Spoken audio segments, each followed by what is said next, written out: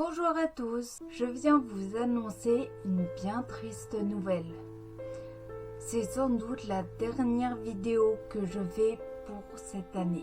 En effet, la semaine prochaine, je pars pour faire des examens médicaux.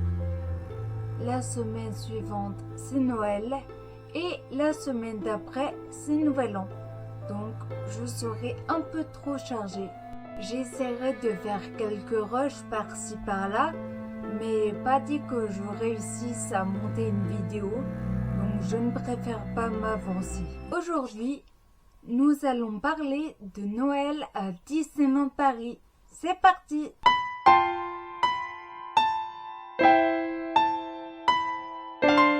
Tout d'abord, il faut savoir que la saison de Noël est pour beaucoup de personnes la meilleure saison de Disneyland Paris.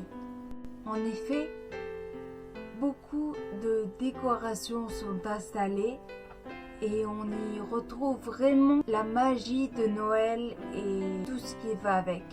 Plusieurs fois par jour, de la neige artificielle tombe sur Main Street.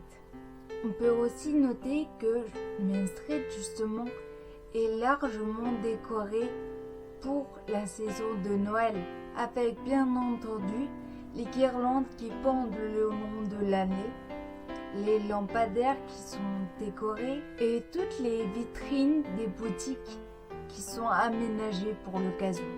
Sans oublier le sapin géant qui nous fait face dès que l'on entre sur le parc.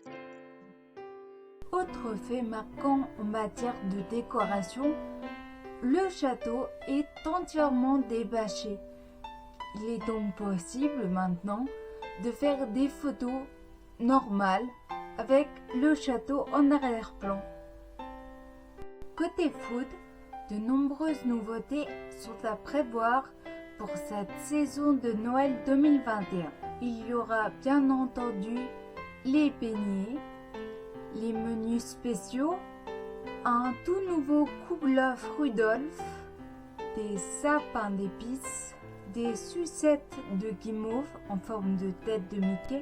Il y aura aussi une toute nouvelle soupe goût champignon châtaigne qui apparemment est très bonne et bien entendu les classiques muffins et cookies de la destination. Il y a bien sûr d'autres nouveautés, mais je n'ai pas réussi à trouver de visuels les concernant. Nous pouvons notamment mentionner un muffin goût chocolat blanc et framboise et un muffin goût chocolat et crème de marron. Bien sûr, il ne faut pas oublier que l'hiver gourmand reviendra cette année également sur le parc Walt Disney Studios.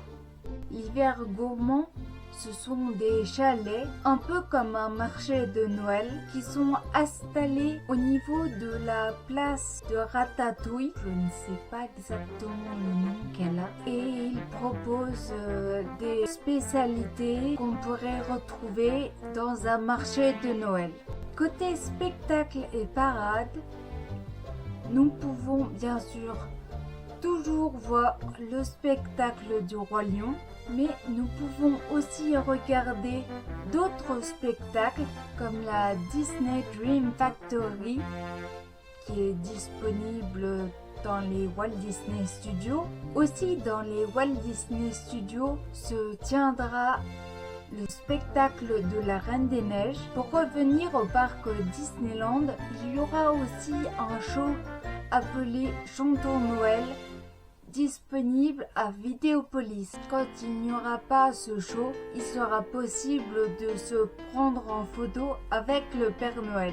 Pour la parade, il y a une toute nouvelle parade qui a lieu depuis le 13 novembre. C'est Mickey et sa parade étincelante de Noël. Celle-ci se joue de jour comme de nuit. Il y a plusieurs showstops. Vous savez, ces arrêts que les chars font à des endroits principaux pour faire une sorte de show, pour allumer le sapin par exemple.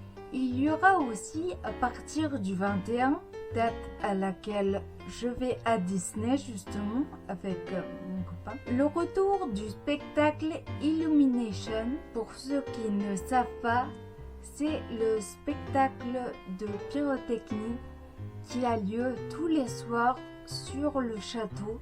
Je suis impatiente d'aller à Disneyland Paris, surtout que nous avons réservé l'hôtel New York The Art of Marvel. C'est l'hôtel qui a été rénové cette année et il me tarde d'y aller, que je suis une grande fan de Marvel. Donc je suis impatiente. Donc moi, je vous dis au revoir, à bientôt. Peut-être passer de bonnes fêtes de fin d'année, je ne sais pas encore. Et surtout, n'oubliez pas de toujours croire en vos rêves. Ciao tout le monde!